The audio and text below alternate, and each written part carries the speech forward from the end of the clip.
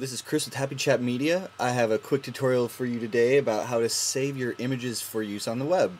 So as we can see, I already have our image open here of a couple hands holding an apple. Now this image that we have open is very large, like high quality. So it's basically set up right now as if we were going to print it.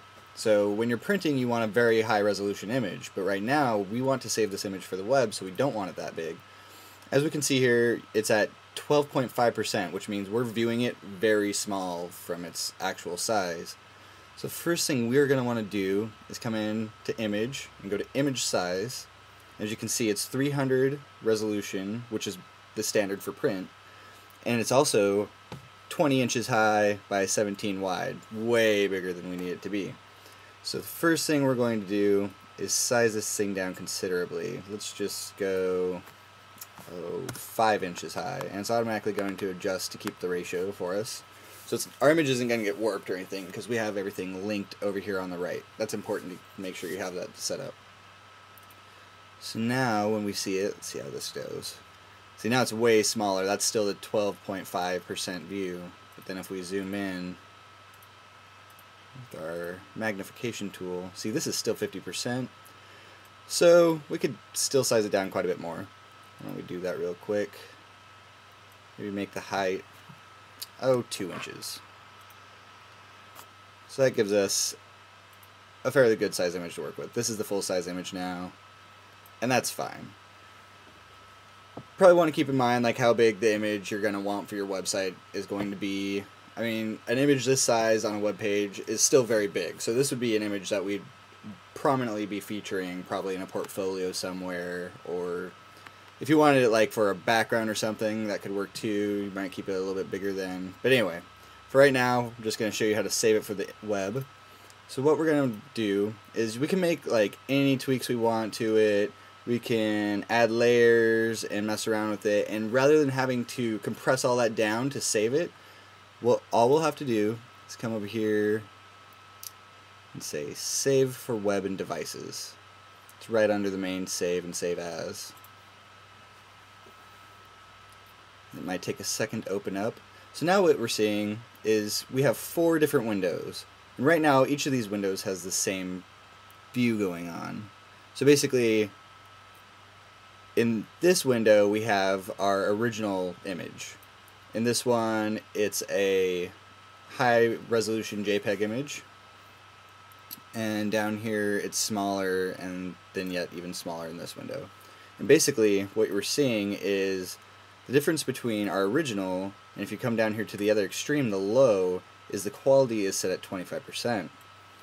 But as you can see, there's really not much of a noticeable difference between the two images. Like, we're still seeing pretty good quality from this image. You know, if somebody sees this between this on the internet, they're not going to notice the difference if they see this 25 here.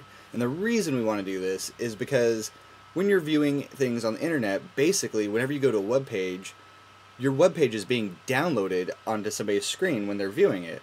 So the smaller your images are, the faster your page is going to download, and that's a big deal. You don't want people coming to your web page and having to sit around and wait for 2 minutes to have your page download. A very good thing to remember about the internet is people have a very short attention span. If it's not right there in front of them, they're likely to move on. So what we want to do is make your web page load as fast as possible. So we have different views that we can use in this window. We don't need 4 windows, we can just show you 2, and then you have a lot better view of what's going on here and the difference. Different file types that we can try out to, like, say you don't like the quality of this JPEG over here. You can see a lot more detail in the apple on this one rather than this one. Especially if you bump this down even lower, like we'll take it down to like 8 or something. So now we can almost start to see pixelation happening around here. Around the fingers are a lot fuzzier. The detail in the apple is getting lost. Still not bad. It's a pretty good image. But we could also try out different file formats, such as a GIF. So now what a GIF is going to do is these are all the colors being used in the image. Right now it's using 256 colors, but for the web we could like bump this down to 64. And we're starting to see a little bit of speckles in here, but if you just glance at it, it does not look very different from the original still. And to the untrained eye, nobody's going to know the difference. You can also try file types like PNG. We have PNG 24 and PNG 8. Basically, that's just file size. So if you go for 8, again, you're going to get your color wheel over here. And it gives you pretty much the same as the GIF, maybe a little bit better, but we are at 256 again with the colors. Bump it back down to 64, and you're getting about the same thing as you were getting with the GIF. Now, the reason you would use a PNG over a JPEG most likely would be because you have an image with transparency around it. So say this background, the black of the image, we don't want that to show up. Say we had cropped out our hands, and all we want is the hands and the apple showing up on our web page and then our website to come through in the background. A PNG 24 is good for that because we can select transparency up here, which is going to make our file size a little bit bigger, but if it's getting you the look that you want, that might not be a bad thing. So, for right now, we'll just stick with JPEG. It's the standard. Actually, now let's go GIF. We'll use a GIF. 64. It's a good color. It still looks like a delicious apple. I'd still eat it.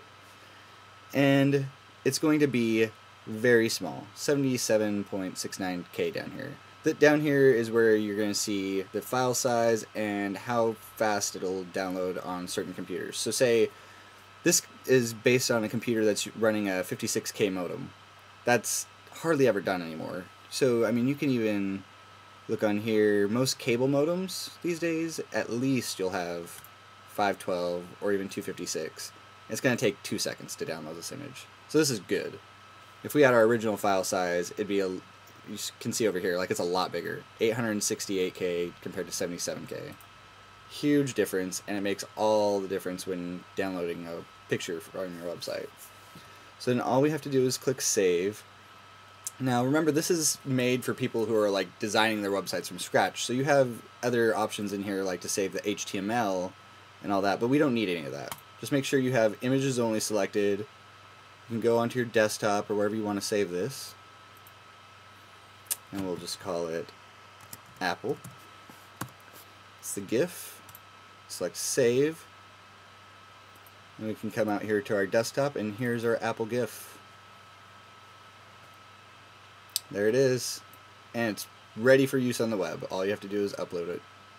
So that's the tutorial for today. If you have any questions, please feel free to contact me at chris@happychapmedia.com, or you can always go to happychapmedia.net and request another tutorial. I hope this has been a good tutorial for you guys, and have a good day.